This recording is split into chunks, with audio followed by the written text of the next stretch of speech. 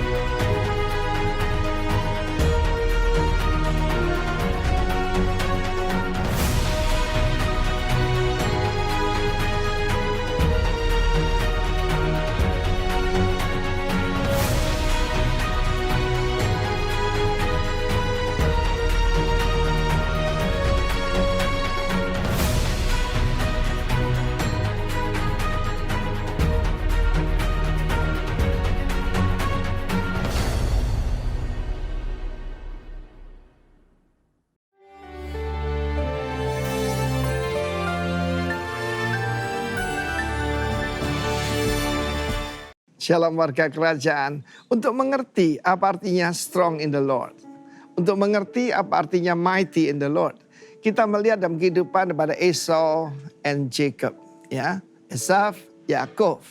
Kita melihat sudah ditentukan oleh Tuhan. Dia berkata kepada Rivka, ibu mereka, dua bangsa akan ada dalam kandunganmu. Yang satu akan lebih kuat, ya, dan kemudian yang satunya akan jadi hamba. Saya tentukan bahwa Esau yang berbulu lahirnya itu, ya, dan saya bayangkan dia itu Rambo, saudara. Karena dia is a hunter, dia seorang pemburu.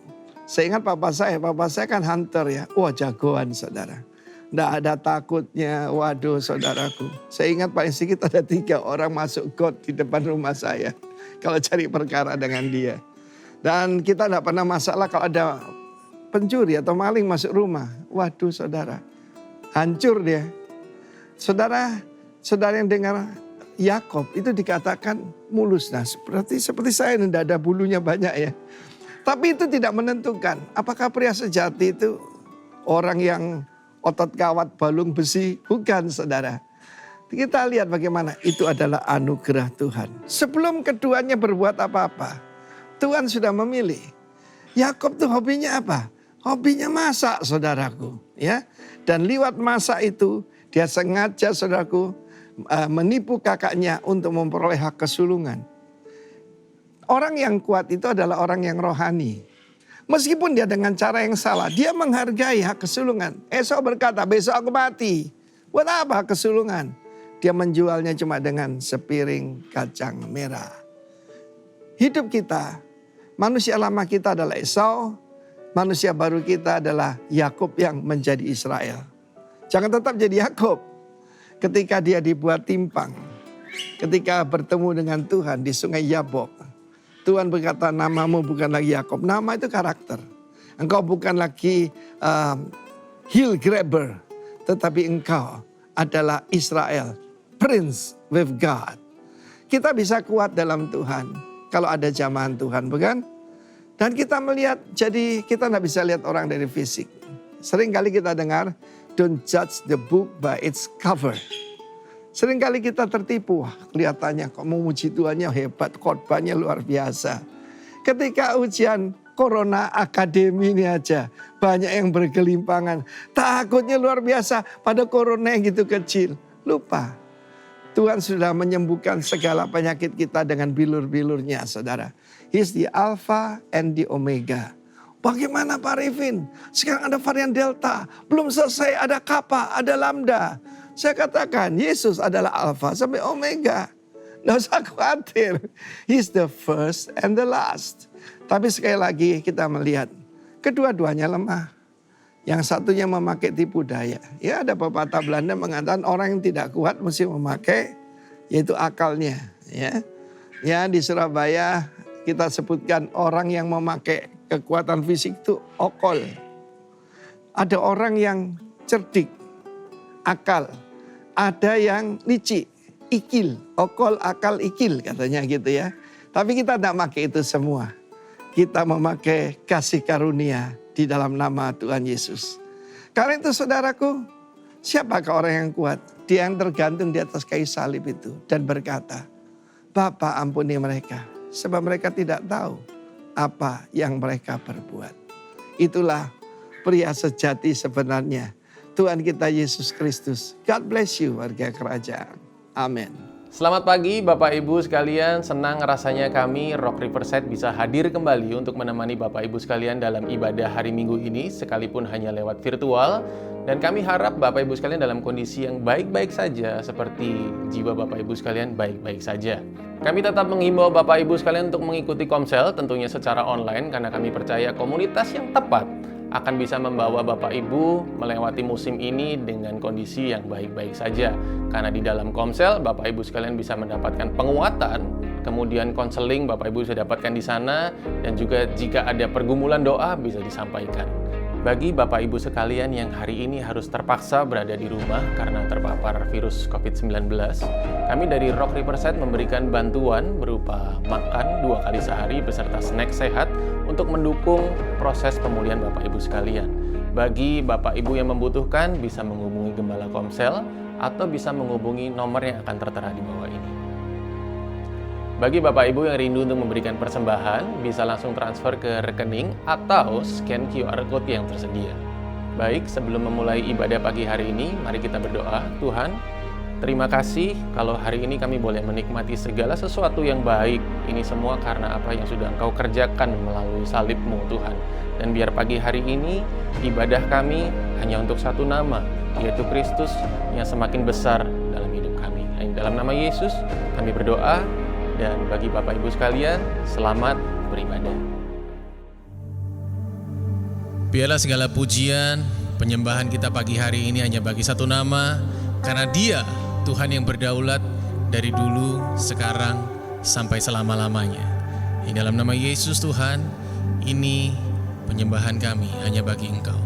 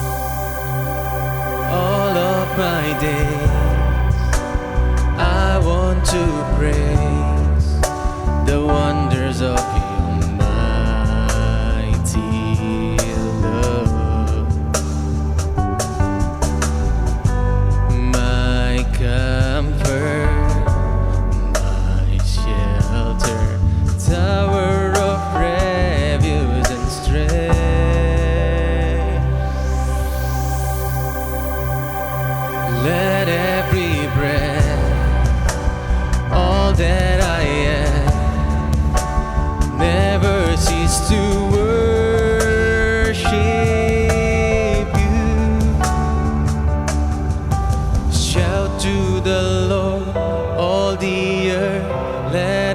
sing. Power and majesty, praise to the King. Mountains bow down and the seas will roar at the sound of your name. I sing for joy at the works of your hand. Forever I'll love you, forever I'll stand. Nothing compares to the promise I have in you.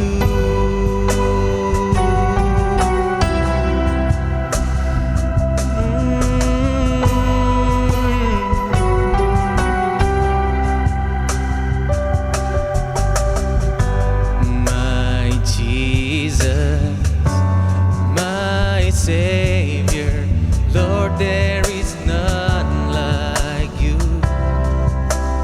All of my days I want to praise the wonders of your mighty love. My comfort, my shelter, tower of refuge and strength. Let every breath, all that I am, never cease to worship you. Shout to the Lord, all the earth, let us sing. Power and majesty, praise to the King. Mountains bow down and the seas will roar at the sound of your name. I sing for joy at the works of your hand. Forever I love you, forever I'll stand. Nothing compares to the promise I have in you.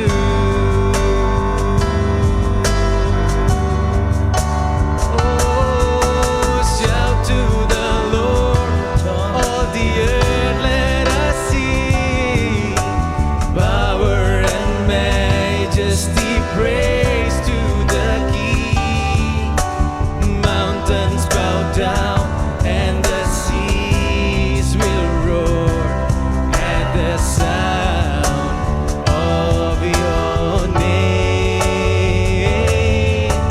I sing for joy at the works of your hand. Forever I love you, forever I'll stand. Nothing compares to the promise I have in you.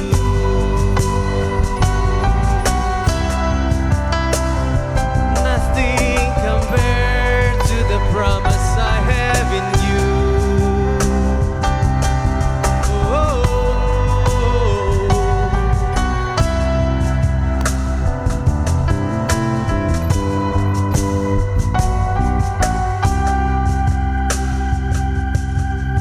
Shout to the Lord, all the earth, let us sing. Power and majesty, praise to the King. Mountains bow down and the seas will roar at the sound of your name. I sing for joy at the works of your hands. Forever I'll love you, forever I'll stand. Nothing compares to the promise I have in you.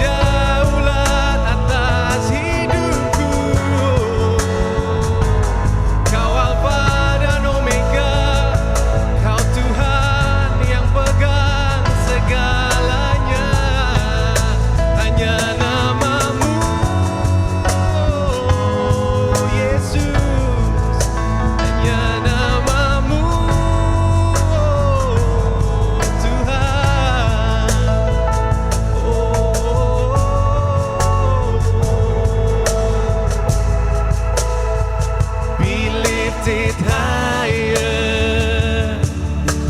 higher, be lifted higher. Jesus, you be lifted higher, higher, be lifted higher. Jesus, you be lifted higher, higher, be lifted higher. Let our King be lifted up. Let our King be lifted up. Let our King be lifted up. Oh, Hosanna.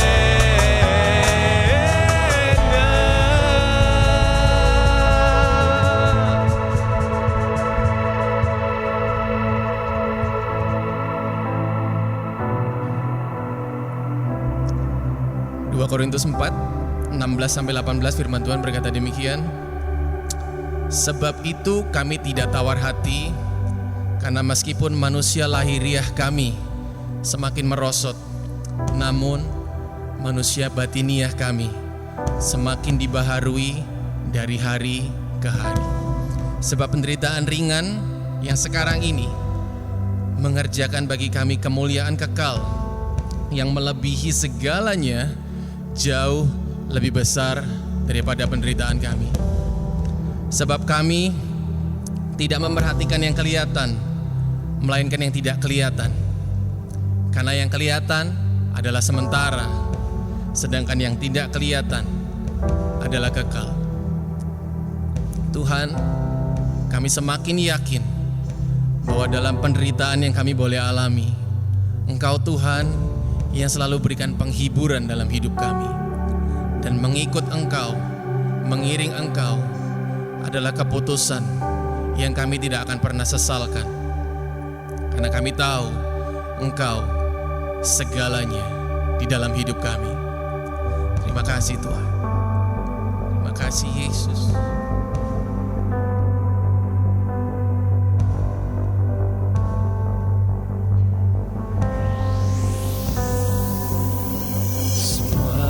Karena anugerah-Mu hari ini ada, bukan karena kuatku, namun karena Roh-Mu. Ku bawa hatiku, penyembahanku, ku semakin berkurang, Yesus makin bertambah. Mengikut Yesus, itulah kesukaan hatiku. Ku lepas semua hakku untuk mengenal kehendaknya di hidupku. Mengiring Yesus, itulah kekuatan hidupku. Ku yakin anugerah-Nya mampu jadikanku hamba yang berkenan selalu.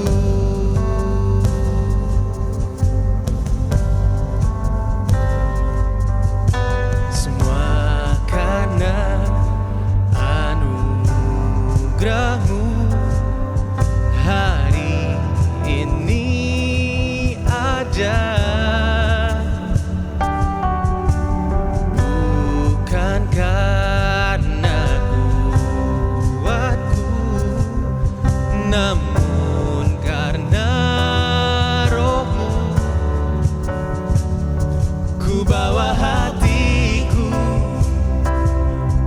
persembahanku. Ku semakin berkurang, Yesus makin bertambah. Mengikut Yesus, itulah kesukaan hatiku. Ku lepas semua hakku untuk mengenal kehendaknya di hidupku. Mengiring Yesus, itulah kekuatan hidupku. Ku yakin anugerahnya mampu jadikanku hamba yang berkenan selalu.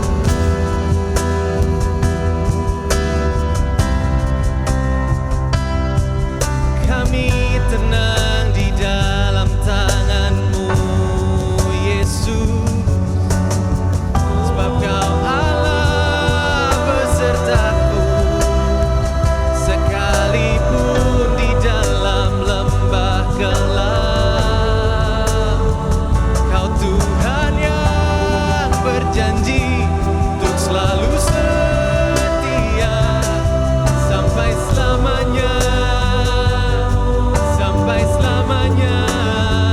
Oh Yesus, Kau Tuhan yang setia di dalam hidupku.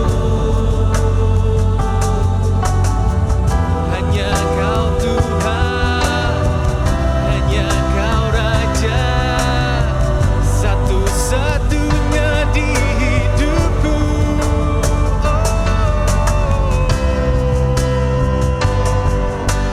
Hanya nama-Mu yang bertahta di dalam hidupku. Kau Yesus, Kau Tuhan, Kau Allah yang besar. Nama-Mu besar, berkuasa di dalam hidupku.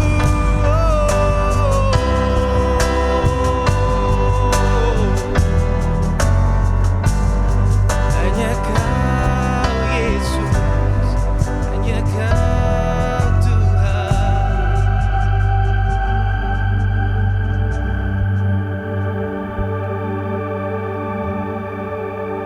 Mengikut Yesus, itulah kesukaan hatiku. Ku lepas semua hakku untuk mengenal kehendaknya di hidupku.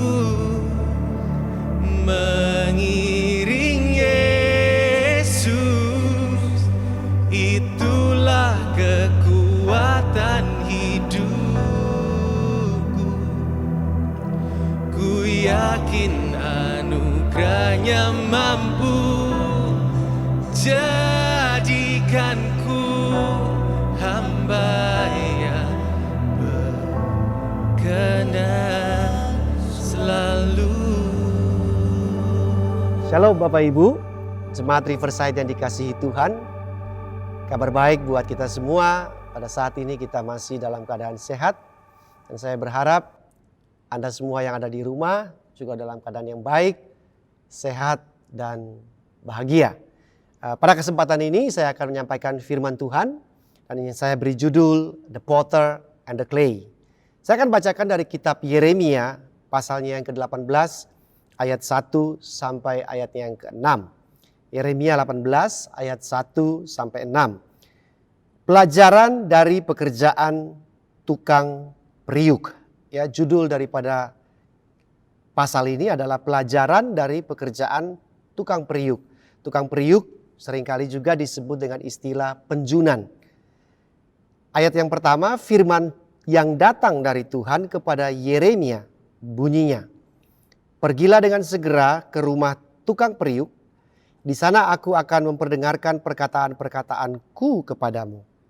Lalu pergilah aku ke rumah tukang periuk, dan kebetulan ia sedang bekerja dengan pelarikan. Apabila bejana yang sedang dibuatnya dari tanah liat di tangannya itu rusak, maka tukang periuk itu mengerjakannya kembali menjadi bejana lain, menurut apa yang baik pada pemandangannya." Ayat yang kelima, "Kemudian datanglah firman Tuhan kepadaku, bunyinya, masakan aku tidak dapat bertindak kepada kamu seperti tukang periuk ini, hai kaum Israel? Demikianlah firman Tuhan, sungguh seperti tanah liat di tangan tukang periuk, demikianlah kamu di tanganku, hai kaum Israel." Nah, dari 6 ayat ini jelas sekali bahwa Yeremia disuruh Tuhan untuk belajar sesuatu di dalam rumah tukang periuk yang sedang bekerja dengan tanah liatnya. Yang menarik sekali di sini adalah ayat yang kedua, pada saat Tuhan menyuruh Yeremia untuk pergi ke rumah tukang periuk.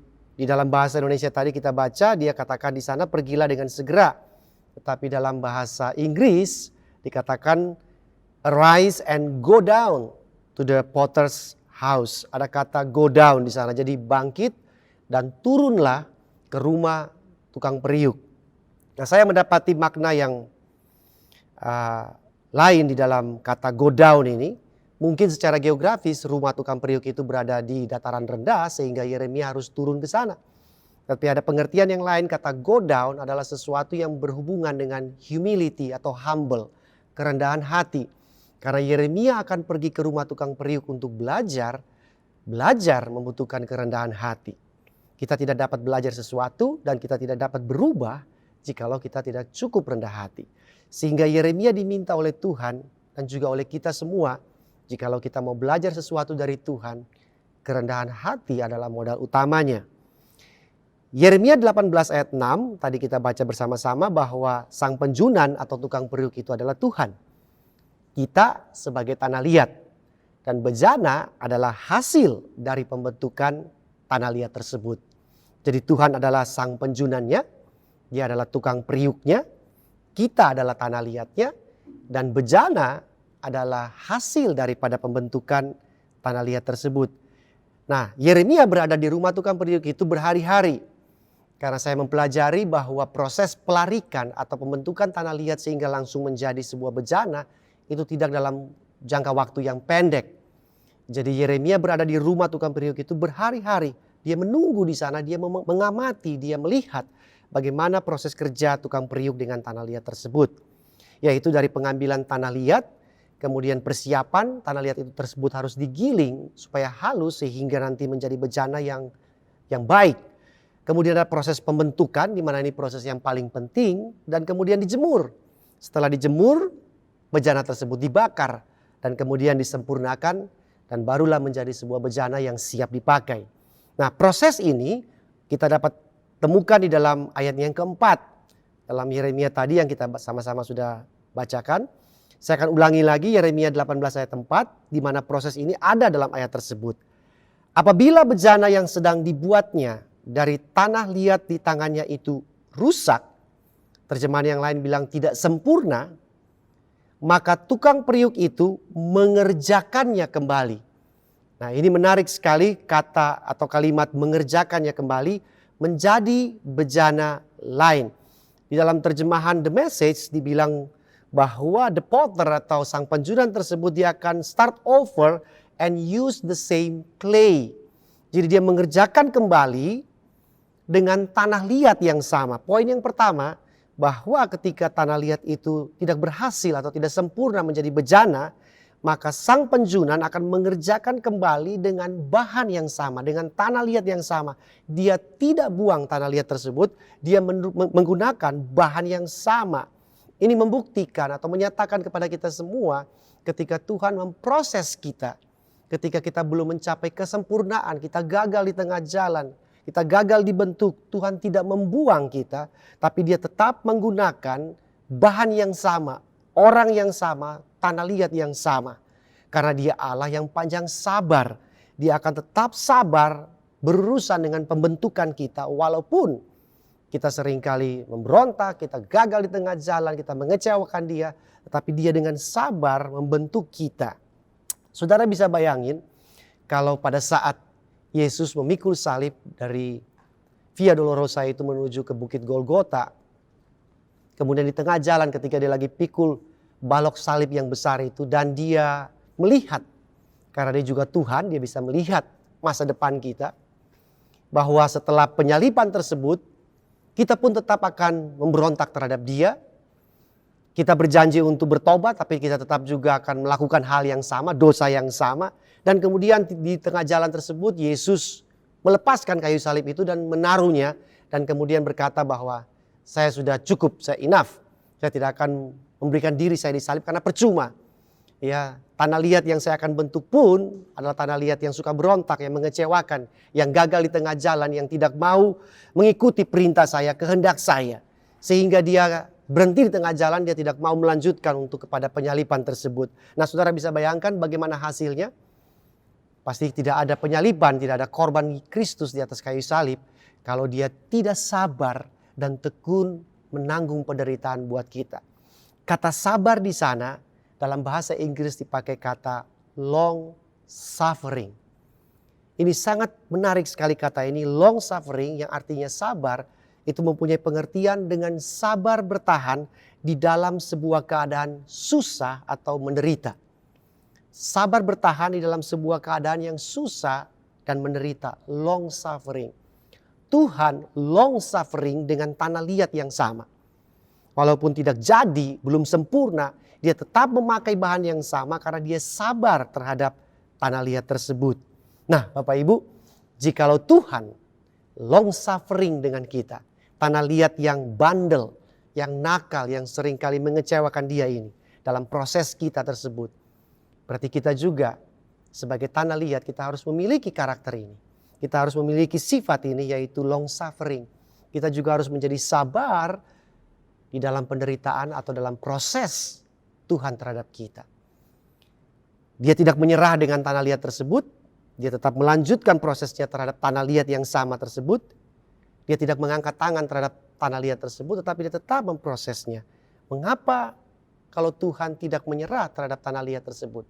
Mengapa tanah liatnya yang harus menyerah terhadap prosesnya? Kalau Tuhan tidak menyerah dengan hidup kita, dia tetap mau memproses hidup kita untuk menjadi bejana yang baik, yang sempurna di pandangan matanya. Kenapa kita sebagai manusia, umatnya, yang percaya kepada dia, menyerah terhadap proses tersebut? Jadi yang pertama adalah kita harus memiliki sifat ini, long suffering, bertahan, sabar bertahan di dalam proses pembentukan kita. Sebuah doa dari Paulus dalam Kolose 1 ayat 11. Kolose 1 ayat 11 saya bacakan dalam terjemahan bahasa Indonesia sehari-hari. Dikatakan di sana, semoga dengan kuasa dari Allah yang agung, kalian dikuatkan sehingga kalian sanggup menderita segala sesuatu dengan sabar. Kata yang dipakai di sana adalah long suffering. Jadi Paulus berdoa bahwa dengan kuasa Allah, dengan kekuatan Allah, untuk kita bisa long suffering di dalam semua proses ini. Proses pembentukan yang tidak mengenakan buat kita, tidak nyaman. Yang mungkin kita melihatnya sebagai sebuah penderitaan yang tiada henti-hentinya, yang menyusahkan kita. Tapi Paulus bilang kita harus long suffering, bukan dengan kekuatan kita sendiri. Karena pasti kita tidak sanggup. Tetapi dengan memakai kuasa dari Tuhan, kekuatan dari Tuhan, kita sanggup long suffering di dalam proses tersebut. Poin yang kedua, di dalam proses pembentukan atau pelarikan ini, saya bacakan lagi dalam ayat yang keempat. Apabila bejana yang sedang dibuatnya dari tanah liat itu rusak, maka sang penjunan itu mengerjakannya kembali menjadi bejana yang lain. Nah, perhatikan kalimat berikut ini. Menurut apa yang baik pada pandangannya. Menurut apa yang baik pada pemandangannya. Poin yang kedua, proses pelarikan atau pembentukan tanah liat ini menurut pemandangan atau pandangan sang penjunan, tukang periuk tersebut. Jadi proses pembentukan ini adalah inisiasi, adalah desain, adalah karya daripada sang penjunan, bukan dari tanah liat. Sehingga yang tahu tujuan daripada tanah liat tersebut adalah sang penjunan. Nah, masalahnya apakah kita sepandangan dan sepemahaman dengan Tuhan di dalam proses pembentukan ini? Apakah kita mempunyai pandangan yang sama dengan Tuhan ketika di dalam proses ini? Apakah kita punya pemahaman yang sama dengan Tuhan terhadap proses pembentukan ini? Karena apa yang Tuhan lihat baik, pasti baik. Tapi apa yang manusia lihat baik, belum tentu baik. Kita bisa lihat dalam contoh kitab Kejadian, kitab yang paling awal di dalam Alkitab.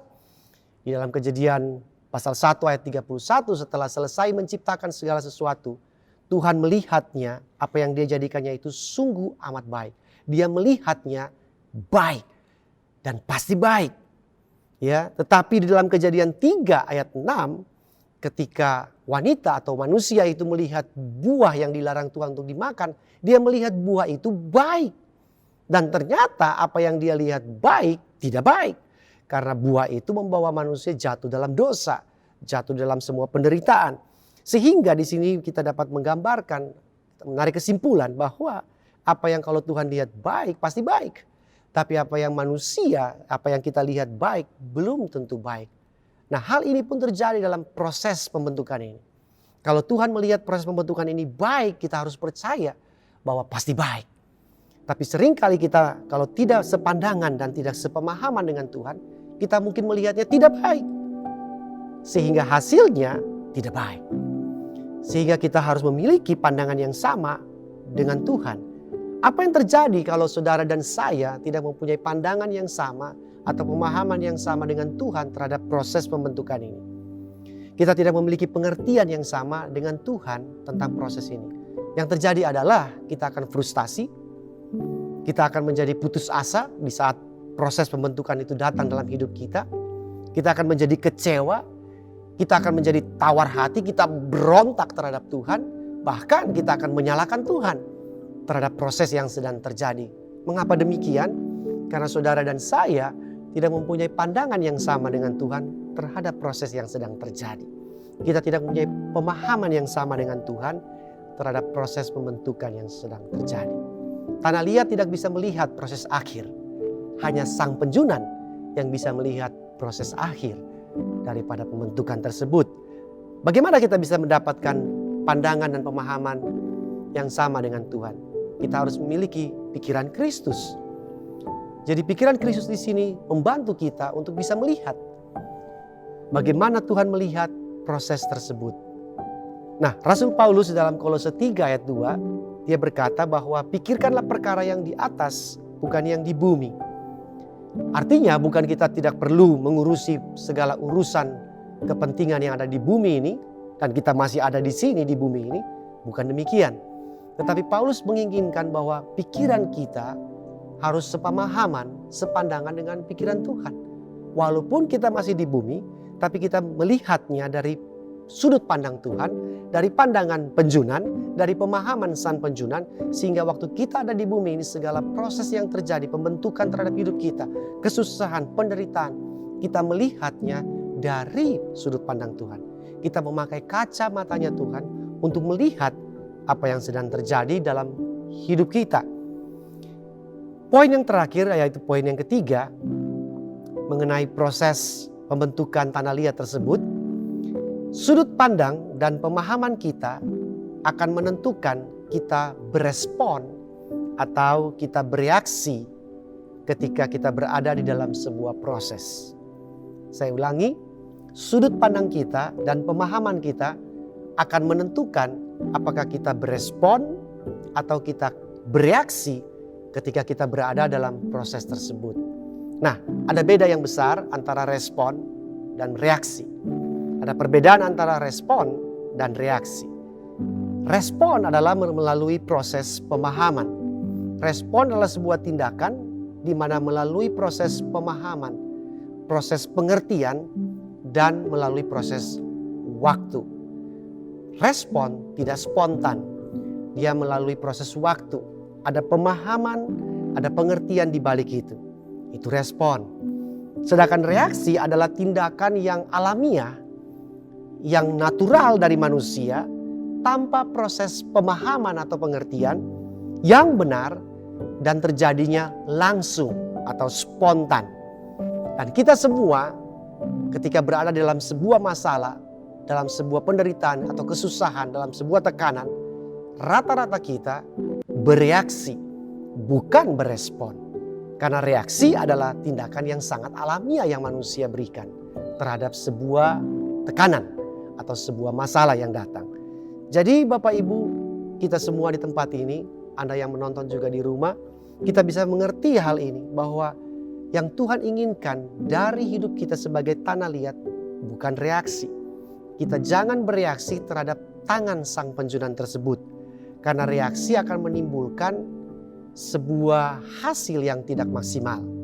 Saudara bisa bayangkan bagaimana kalau tanah liat itu bereaksi terhadap tangan sang penjunan. Maka akan susah untuk dibentuk. Karena reaksi yang diberikan oleh tanah liat tersebut, oleh kita, itu selalu bertentangan dengan tujuan daripada tangan sang penjunan. Karena reaksi tanpa melalui proses pemahaman. Reaksi tanpa melalui proses pengertian. Reaksi tidak bisa melihat tujuan akhir daripada sebuah proses. Dia akan bereaksi spontan. Tetapi respon melalui sebuah proses pemahaman. Sehingga sekali lagi saya ulangi bahwa sangat penting di dalam proses pembentukan kesusahan, kesengsaraan, hal yang tidak menyenangkan ini yang kita alami. Perlu sekali Bapak Ibu dan saya, kita punya pemahaman, sudut pandang yang sama dengan Tuhan untuk melihat proses tersebut. Kalau kita mempunyai sudut pandang yang sama dengan Tuhan, maka kita akan berespon dengan baik. Nah, tanah liat harusnya meresponi pembentukan dari tangan sang penjunan, bukan bereaksi. Sehingga ketika kita meresponi gerakan daripada tangan sang penjunan ketika membentuk tanah liat tersebut menjadi sebuah bejana, prosesnya akan cepat selesai. Tetapi kalau kita bereaksi, kita melawan, kita berontak, kita tidak mengikuti gerakan daripada tangan sang penjunan tersebut, prosesnya akan menjadi lama. Dan kita akan mengalami makan waktu yang lama dalam proses tersebut. Sebagai contoh, bangsa Israel berada di padang gurun. Harusnya prosesnya cepat, 1 atau 2 minggu perjalanan dari Mesir sampai kepada tanah perjanjian.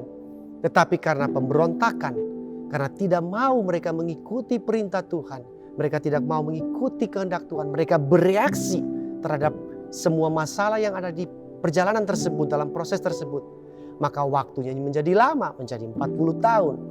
Sehingga proses pembentukan ini adalah kerjasama antara tanah liat dan tangan sang penjunan. Kalau saudara dan saya mau supaya proses ini cepat selesai, kita menjadi bejana yang baik dan sempurna di pandangan sang penjunan, baiknya kita meresponinya, kita mengikuti kehendaknya. Kalau dia ke kanan, kita ke kanan, dia ke kiri, kita ke kiri. Kita mengikuti proses tersebut.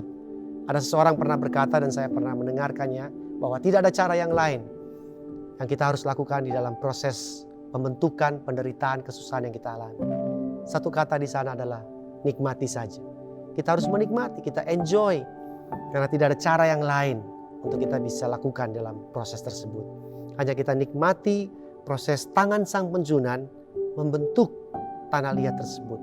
Ingat bahwa tujuan akhirnya bukan menurut tanah liat, tetapi tujuan akhirnya menurut pandangan sang penjunan.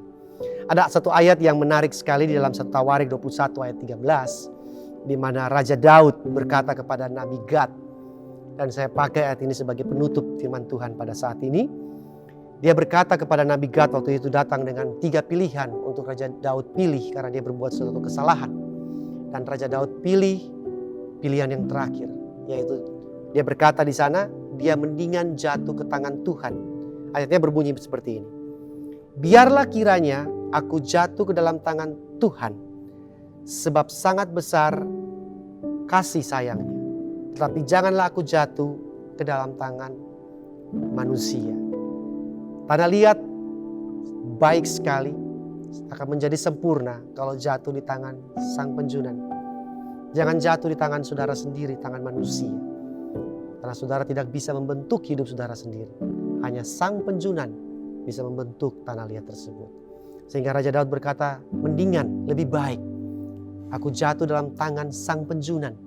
Karena di dalam tangan Sang Penjunan itu ada kasih sayang, ada long suffering, ada panjang sabar untuk dia menunggu kita selesai dengan proses penyempurnaan, proses pengudusan, proses pembersihan, penyempurnaan hidup kita. Jadi kalau saudara harus pilih, saya harus pilih, mari kita jatuh ke tangan Sang Penjunan. Izinkan dia membentuk hidup kita. Yang kita buat adalah nikmati saja, kita ikuti proses tersebut, kita meresponinya dengan sudut pandang yang benar, dengan pemahaman yang benar menurut Sang Penjunan. Maka prosesnya akan lebih cepat selesai dan kita semua akan menikmati hasilnya. Tuhan menikmati hasilnya, saudara dan saya juga menikmati hasilnya. Demikianlah firman Tuhan saya pada saat ini, dan saya berharap di dalam keadaan seperti ini kita semua bisa mempunyai long suffering, satu sifat atau karakter long suffering, sabar, bertahan dengan sabar di dalam kesusahan, dalam penderitaan, karena ini merupakan sebuah proses dan hanya Sang Penjunan, Tuhan sendiri yang dapat melihat tujuan akhir daripada proses tersebut. Saudara dan saya hanya mengikuti gerakan tangan daripada tangan Sang Penjunan tersebut di dalam proses yang ada. Jangan memberontak, jangan melawan, jangan keluar dari kehendaknya, tetapi milikilah pengertian, milikilah pikiran Kristus supaya saudara bisa mendapat arti dan makna apa dan maksud kita berada di dalam proses ini. Dan Tuhan selalu memakai kesusahan dan penderitaan untuk membentuk kehidupan manusia. Untuk menjadi apa?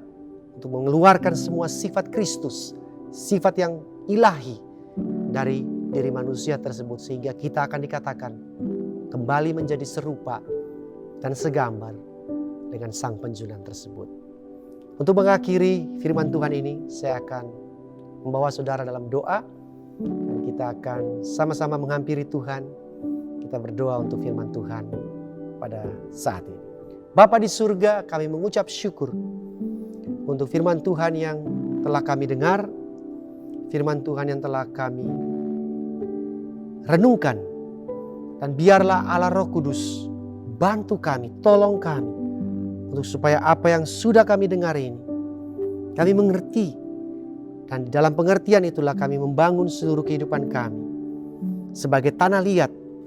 Kami mau ikut tangan Sang Penjunan membentuk hidup kami, karena Sang Penjunanlah yang mengerti, yang tahu hasil akhir daripada proses pembentukan ini.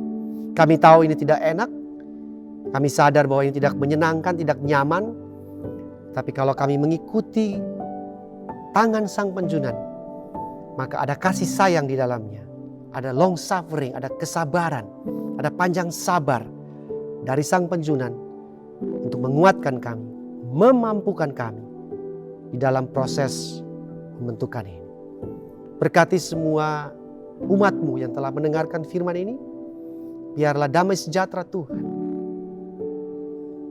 kekuatan Tuhan, penghiburan Tuhan, urapan Tuhan, hikmat Tuhan turun ke atas kami semua, tinggal di dalam kami semua, sehingga melalui kesusahan, melalui segala tekanan, segala proses pembentukan ini, kami keluar sebagai pemenang, dan kami menjadi bejana yang sempurna, bejana yang siap dipakai, dan bejana yang menyenangkan, memuliakan hati Sang Penjunan.